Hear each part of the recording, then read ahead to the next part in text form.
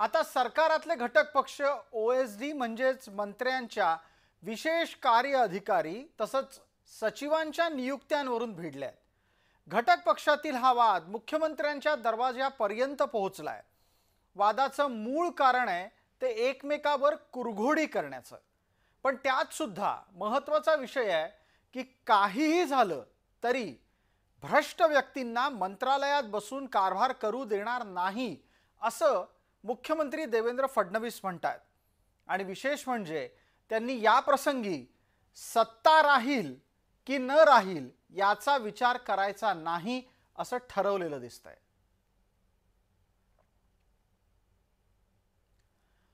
राजकारण्यांचा सर्वात जास्त विश्वास हा त्यांच्या पीएवर असतो।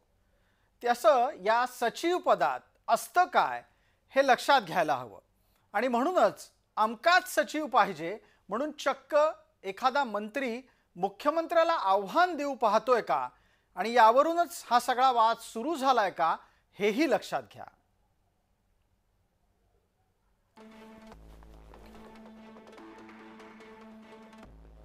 मंत्र्याला पीए लाडका का असतो तर त्याचं पहिलं उत्तर आहे पीए नेत्याची गुपितं सांभाळतो, तो नेत्याच्या गरजा भागवतो। हे लक्षात घ्या। इतकंच नाही तर नेत्याच्या अडीअडचणीमध्ये पीए त्याला योग्य तो सल्ला देतो, काय करावं काय करू नये तेही सांगतो। पीए नेत्याच्या शत्रूची कोंडी करतो जेणेकरून आपलाच नेता यशस्वी होईल। आणि सगळ्यात महत्त्वाचं म्हणजे नेता कुटुंबापासून दूर असताना कुटुंब आणि नेता यांच्यात पीए संवाद सेतू बनतो। म्हणूनच नेत्याची अनेक गुपितं सांभाळत ही सगळी मंडळी नेत्याला अत्यंत अविभाज्य बनत जातात। आणि हे सर्व मोडून काढण्यासाठी आणि हे सर्व एक साफसफाई करण्यासाठी थोडक्यात मुख्यमंत्र्यांनी घेतलेला निर्णय हा तसा योग्यच म्हणावा लागेल। कारण स्वतः मुख्यमंत्री जर मुलाखत घेऊन आमदार आणि मंत्र्यांना पीए देणार असतील तर तो त्यांच्या दृष्टिकोनातून एक नैतिक जबाबदारी सांभाळणारा आणि खरोखरच जनतेशी दुवा असणारा आणि मंत्रालयीन कामकाज आणि मंत्री आणि आमदारांशी दुवा असणारा पीए नियुक्त करतील असं मला वाटते। असा अत्यंत महत्त्वाचा प्राणी ज्या वेळेला मंत्र्याच्या आसपास फिरत असतो तेव्हा स्वाभाविकरित्या तो मंत्र्याच्या निर्णय प्रक्रियेमध्ये सुद्धा हस्तक्षेप करणार, ती निर्णय प्रक्रिया प्रभावितही करणार हे ओघानं आलंच। आणि याच अनुषंगानं काही वक्तव्य झाली। तिथून या संपूर्ण ओएसडी वादाला एक नवी फोडणी मिळाली। ते वक्तव्य झालं ते अमोल मिटकरी यांच्याकडून। मिटकरी हे सध्या अजित पवारांच्या सोबत आहेत, त्यांचे ते विश्वासू समर्थक आमदार म्हणून सिद्ध करू पाहतात। आणि त्यांनी जे फटाके फोडले त्यामुळे शिवसेनेतले काही नेते घायाळ झाले। राष्ट्रवादी आणि शिवसेनेत त्यामुळेच वाद पेटला तो अमोल मिटकरींच्या वक्तव्यामुळे। मिटकरी जे काही बोलले त्यामुळे आत्ताच्या घडीचं शिवसेनेचं नेतृत्व स्वाभाविकरित्या अडचणीत आलंय। मिटकरींच्याकडून गंभीर आरोप झाले की त्यांना एका कामासाठी 5 लाख रुपये मागितले गेले। ही मागणी ओएसडी कडून झाली।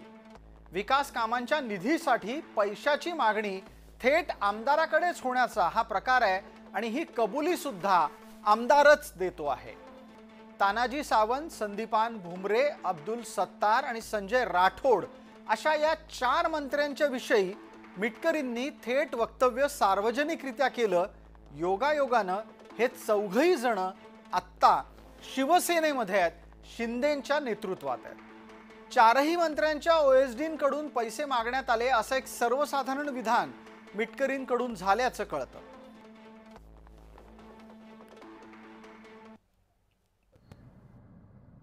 मी महाविकास आघाडीचं सरकार असताना ज्यावेळेस पहिल्यांदा आमदार झालो त्यावेळेस माझा नवीन अनुभव होता आणि त्या अनुभवामध्ये मला संदीपान भुमरे साहेब ज्या खात्याचे मंत्री होते त्या खात्याशी संबंधित एका एजंटनी मी त्यांचा पीए आहे असं भासवून पैशाची मागणी केली होती आणि पैशाची मागणी पूर्ण न झाल्यामुळे ती माझी कामं पण प्रस्तावित झाली नाहीत। त्यानंतर मला कळलं की असं पण असू शकतं। त्यामुळे महाराष्ट्राच्या मुख्यमंत्र्यांनी जो पारदर्शकतेचा निर्णय फिक्सरांना चाप लावलाय याबद्दल मी त्यांचं मनापासून आभार व्यक्त करतो. मला मंत्री म्हणून व्यक्तिशः मी मंत्र्यांचं नाव घेत नाहीये. ज्या खात्याचे संबंधित मंत्री, मला आरोग्य विभागाशी काम पडलं त्यावेळेस आरोग्यमंत्री तानाजी सावंत होते. मला मृद व जलसंधारण विभागाशी काम पडलं त्यावेळेस मंत्री संजय राठोड साहेब होते. मला रोजगार हमी योजना फलोत्पादनशी काम पडलं त्यावेळेस संदीपान भुमरे मंत्री होते. आणि कृषी खात्याशी काम पडलं त्यावेळेस अब्दुल सत्तार होते. त्यामुळे या चारही डिपार्टमेंटचा मला वाईटच अनुभव आला. मी अमोल मिटकरी भेटल्यानंतर मी त्यांना विचारणार आहे की बाबा मग आरोप करायचा होता तर त्याच वेळी सांगायला पाहिजे होतं. गेल्या टर्म मधल्या मंत्रिमंडळातल्या एका मंत्र्याच्या OSDवर आरोप त्यांनी केलेला आहे. तर ते बाबा ह्याचा इतक्या उशिरा त्यांनी काय सांगितलं, ह्या गोष्टीला सहसा लोकप्रतिनिधींनी ह्या गोष्टी तातडीनं लक्षात आणून दिल्या तर आपल्याला कारवाई करणं सोपं जातं. हा सगळा वाद सुरू असताना महायुतीमध्ये मंत्र्यांना OSD मिळाले खरे, आणि ते OSD आता त्यांना बाळगावे लागणार आहेत. कोणाला कुठला OSD मिळाला आहे ते पहा. मंत्र्यांच्याकडून सुद्धा काही नावं पाठवली गेली होती, पण सगळीच नावं मंजूर झाली असं नाही. गणेश नाईकांच्यासाठी मिळालेल्या मंत्र्याचं OSDचं नाव आपण आता पाहिलं. आता मंगल प्रभात लोढांसाठी अनिल गागणे हे विशेष कार्य अधिकारी असतील. जयकुमार रावल यांना प्रशांत पाटील हे विशेष कार्यकारी अधिकारी मिळालेले आहेत. तर पुढच्या मंत्र्यांमध्ये आशिष शेलार यांच्यासाठी राजेश मोरे यांची नियुक्ती करण्यात आलेली आहे. माणिकराव कोकाटे ज्यांनी सगळ्यात जास्त वाद सुरू केला त्यांना डॉक्टर सुबोध नंदा गवळे मिळाले आहेत. बाबासाहेब पाटलांच्यासाठी मंगेश पिसाळ हे विशेष कार्यकारी अधिकारी असतील. इंद्रनील नाईक यांना प्रशांत खेडेकर हे खासगी सचिव म्हणून सोबत असतील. वर्षानुवर्ष जी पद्धत महाराष्ट्रामध्ये राजकारणाची आहे, राजकीय व्यवस्थेची आहे, ती बदलण्यासाठी देवेंद्र फडणवीसांनी प्रयत्न केलेत आणि वाद तिथंच सुरू झालाय. सर्वसाधारणपणे जे चाललंय ते चालू द्या अशाच स्थितीमध्ये राजकारण राबवण्याची एक सवय असते. पण फडणवीसांनी PA असो की OSD या संवेदनशील विषयाला हात घातला. मुळात भारतीय जनता पार्टी आणि राष्ट्रीय स्वयंसेवक संघाला यावेळचं सरकार हे शिस्तीच्या चौकटीमध्ये बसवायचंय. त्यासाठी देवेंद्र फडणवीस यांनी शासकीय यंत्रणेतला भ्रष्टाचार मोडून काढायचाच म्हणून थेट फरमान जारी केलं. फडणवीसांचं फरमान आहे की मंत्र्याच्या निकटवर्तीय नेमणुका या मुख्यमंत्र्याच्या परवानगीनेच होतील. नियुक्तीच्या आधी मंत्र्याच्या निकटवर्तीयाची मुलाखत घेतली जाईल आणि अशा मुलाखती सध्या सुरू आहेत.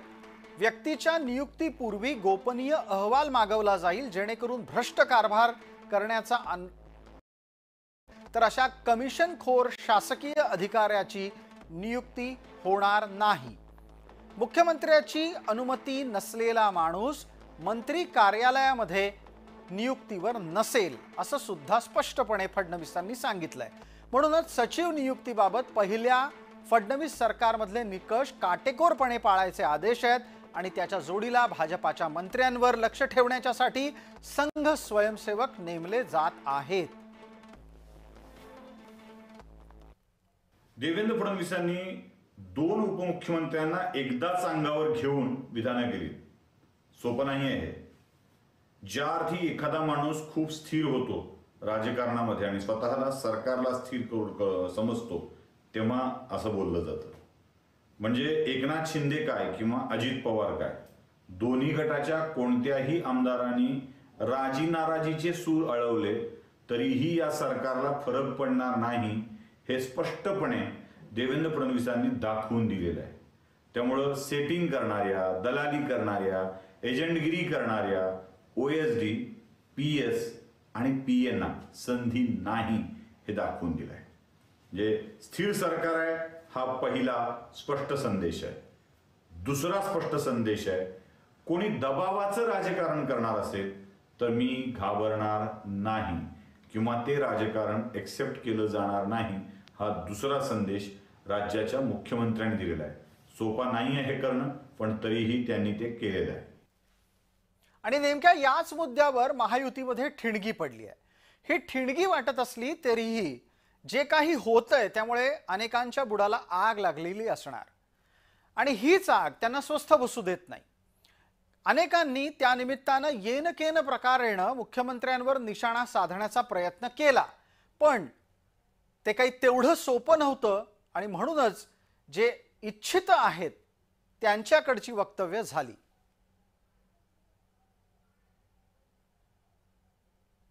आता तुमच्या कोणाच्या जाण्यामुळे सरकारवर काही परिणाम होणार नाही, माझ्यासह. त्यामुळे जास्त मस्ती कराल तर घरी जाल. डिपार्टमेंटचं काम शिस्तीत लागलं पाहिजे. 100 दिवसाचा कार्यक्रम दिला. आमचे PS आणि OSD सुद्धा मुख्यमंत्री ठरवतात, हे पण सांगतो तुम्हाला. आमच्या पण हातात काय राहिलं नाही. पहिली गोष्ट, माणिकराव कोकाट यांना कदाचित हे माहिती नसेल, PS आणि OSD नेमण्याचा अधिकार हा मुख्यमंत्र्याचाच आहे. त्याचा प्रस्ताव मंत्री मुख्यमंत्र्याकडे पाठवतात आणि मुख्यमंत्री त्याच्यावर अंतिम निर्णय करतात. हे काही नव्याने होत नाही.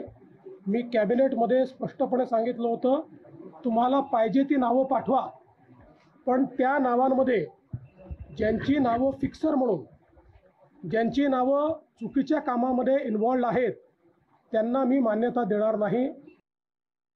आता तुमच्या कोणाच्या जाण्यामुळे सरकारवर काही परिणाम होणार नाही, माझ्यासह. त्यामुळे जास्त मस्ती कराल तर घरी जाल. डिपार्टमेंटचं काम शिस्तीत लागलं पाहिजे. 100 दिवसाचा कार्यक्रम दिला.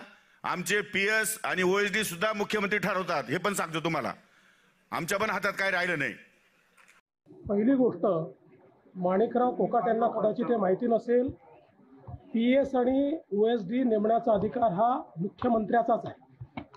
त्याचा प्रस्ताव मंत्री मुख्यमंत्र्याकडे पाठवतात आणि मुख्यमंत्री त्याच्यावर अंतिम निर्णय करतात. हे काही नव्याने होत नाही. मी कॅबिनेटमध्ये स्पष्टपणे सांगितलं होतं, तुम्हाला पाहिजे ती नावं पाठवा, पण त्या नावांमध्ये ज्यांची नावं फिक्सर म्हणून, ज्यांची नावं चुकीच्या कामामध्ये इन्व्हॉल्ड आहेत, त्यांना मी मान्यता देणार नाही. माणिकराव कोकाटे आणि मुख्यमंत्री फडणवीस यांची ही वक्तव्य आम्ही तुम्हाला 2दा दाखवली. ती चुकीनं नाही तर मुद्दामून, कारण त्यातल्या बिटवीन द लाईन म्हणजे वक्तव्यांच्या मधला अर्थ लक्षात यावा. एक मंत्री थेटपणे सार्वजनिक व्यासपीठावरून मुख्यमंत्र्यांच्या आदेशाला सूचक पद्धतीनं आव्हान देऊ पाहत होता, तर दुसऱ्या बाजूला मुख्यमंत्री माध्यमातून त्या मंत्र्याला सार्वजनिकरित्या झापत होते. हे महाराष्ट्रात घडतंय, हे महायुती सरकारमध्ये घडतंय आणि त्याचमुळे हे सगळं प्रकरण किती संवेदनशील झालंय हे आपल्याला लक्षात आलं असेल. मला 2 उदाहरणं समोर ठेवायची आहेत. एक, उद्धव ठाकरे मुख्यमंत्री असताना गृहमंत्री असलेल्या अनिल देशमुखांचे PS OSD अडचणीत आले, तुरुंगात गेले. जो काही प्रकार घडला तो PS आणि OSD यांनी सगळ्या गोष्टी उघड केल्यामुळे घडला. म्हणजे ही जी सेटिंग असते ना मंत्रालयातली त्या अधिकाऱ्यांची, ते मंत्र्यालाही अडचणीत आणतात, हे अनिल देशमुखांच्या निमित्ताने पुन्हा एकदा सिद्ध झालं होतं. आणि याचा प्रत्यक्ष फटका भाजपनं देखील घेतलेला आहे. भाजपच्या एक हेवीवेट मंत्री आहेत, ज्यांच्या स्टाफच्या मुजोरपणामुळे, माजलेपणामुळे त्या मंत्र्याला त्यांच्या मतदारसंघात 2019च्या निवडणुकीत पराभव स्वीकारावा लागला. आणि याच अनुभवामुळे देवेंद्र फडणवीसांनी ठरवलेलं आहे की जे होईल ते मुख्यमंत्र्यांच्या अधिकारात होईल. सरकार जसं कागदावर चालतं तसं कर्मचाऱ्यांच्या बळावर देखील चालतं. राज्यामध्ये मंत्रिपद भोगणाऱ्या व्यक्तीला आपल्या पसंतीची माणसं कायम सोबत लागतात. विषयाला या निमित्तानं समजून घेऊयात की मंत्र्याच्या भोवती नक्की रचना असते तरी कशी. शासकीय कर्मचारीच मंत्री कार्यालयामध्ये प्रतिनियुक्तीवर येऊ शकतात. मुख्यमंत्री कार्यालयामध्ये 164 कर्मचारी काम करत असतात, तर उपमुख्यमंत्री कार्यालयातली संख्या ही 72 कर्मचाऱ्यांची आहे. याच्या जोडीला कॅबिनेट मंत्र्याला 16 कर्मचारी मिळतात आणि राज्यमंत्र्याला 14 कर्मचारी मिळतात. मंत्री कार्यालयात असलेल्या सरकारी कर्मचाऱ्यांचा पगार शासन देतं. त्याच्या जोडीला शासकीय कर्मचारी नसलेले 3 जण मंत्र्याला स्वतःच्या सोबत नेमता येतात, जेणेकरून गुणवत्ता आधारित काही नेमणुका करता येतील। या व्यतिरिक्त मंत्री स्वतःच्या खर्चानं अगणित माणसं पदरी बाळगू शकतो। बिनशासकीय लोकांवर मुख्यत्वे मंत्र्याचा म्हणजेच आमदाराचा मतदारसंघ सांभाळण्याची जबाबदारी असते। यापूर्वी आज ताग्यात कसं असायचं की स्वीय सहाय्यक हा जनता आणि मंत्रालयीन कामकाजाचा एक दुवा म्हणून, त्या मंत्री आणि आमदारांचा दुवा म्हणून काम करत असायचा। पण आज PA हा आपल्या 2 नंबरचा व्यवसाय किंवा अन्य काही व्यवसाय, पाठीमागचे व्यवसाय सांभाळायला आपला PA असावा, असं काही मंत्र्यांची आणि काही आमदारांची धारणा झालेली आहे। आता या सगळ्या वादात ज्या मंत्र्यांना OSD मिळाले आहेत त्यांना ते OSD पूर्णपणे समाधानी पद्धतीने स्वीकारावेच लागणार आहेत, कारण पर्याय नाही। राज्यात सरकारमधला सगळ्यात मोठा भ्रष्टाचार हा प्रशासनात आहे। प्रशासनातल्या भ्रष्टाचाराला उत्तरदायित्व नाही, उत्तरदायित्व राजकारण्यांना आहे, पण ते प्रशासनाला प्रश्न विचारू शकत नाहीत, ही त्यांची अडचण आहे। हे सगळं बदलण्याच्यासाठी फडणवीस प्रयत्न करत असले तरी पण ते विरोधकांच्या निशाण्यावर मात्र निश्चित आहेत। देखिए, मैंने कल उनका स्वागत किया है, मुख्यमंत्री फडणवीस जी का। हमने स्वागत किया है कि अगर इस राज्य में मंत्रालय में भ्रष्टाचार करने में एक रैकेट है, उस रैकेट में मंत्रियों के OSD और PA शामिल है, ये मुख्यमंत्री का ऑब्जर्वेशन है, देवेंद्र जी का, और उसको रोक लगाने के लिए कुछ OSD और PA को उसने नियुक्त नहीं करने दिया। और ये मुख्यमंत्री का शब्द है, ये फिक्सर है ये सब लोग, लेकिन ये फिक्सर किस मंत्री ने रिकमेंड किए थे उनका भी नाम सामने आना चाहिए।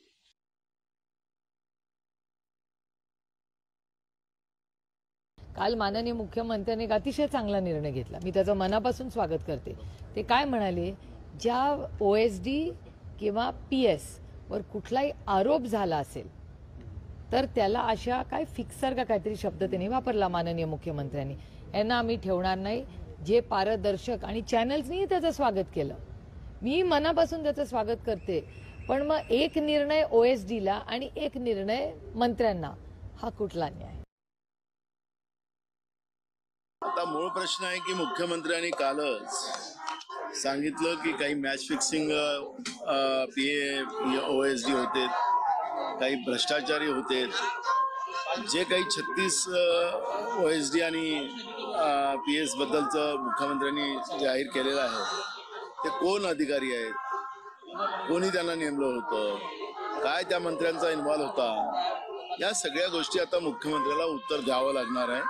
त्यामुळे लवकरच विधानसभेचं अधिवेशन असल्यामुळे या प्रश्नाचं उत्तरच आम्ही विधानसभेतच विचारू। विरोधक आत्ताच्या महायुती सरकारला, महायुती सरकारच्या नेतृत्वाला येत्या अधिवेशनात OSD प्रकरणावरून गाठतील, कोंडीत गाठायचाही प्रयत्न करतील। अशा वेळी ताकही फुंकून प्यायची जबाबदारी फडणवीसांवर आली आहे। फडणवीस यांच्यासाठी या सरकारमधली आव्हानं कमी नाहीत।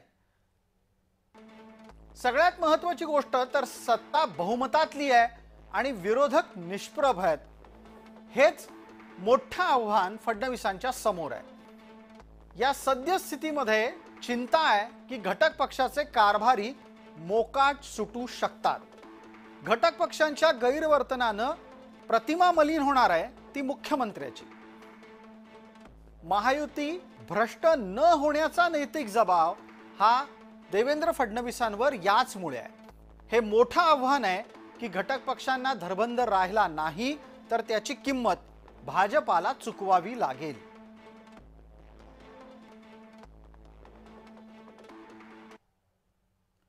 अशा स्थितीमध्ये आपलं सरकार अधिकाधिक पारदर्शक राहील हे पाहण्याचा प्रयत्न मुख्यमंत्री करतायत आणि त्यांच्या या प्रयत्नांना आव्हान देणाऱ्या कोणालाही सहन केलं जाणार नाही इतका स्पष्ट निर्देश त्यांनी दिलाय। पण या सगळ्यात सत्ता आहे की नाही याच्या संदर्भातला संघर्ष त्यांना विचारातही घ्यायचा नाहीये। विशेषच्या या भागामध्ये तूर्तास इतकंच. आपण पाहत रहा फक्त जय महाराष्ट्र.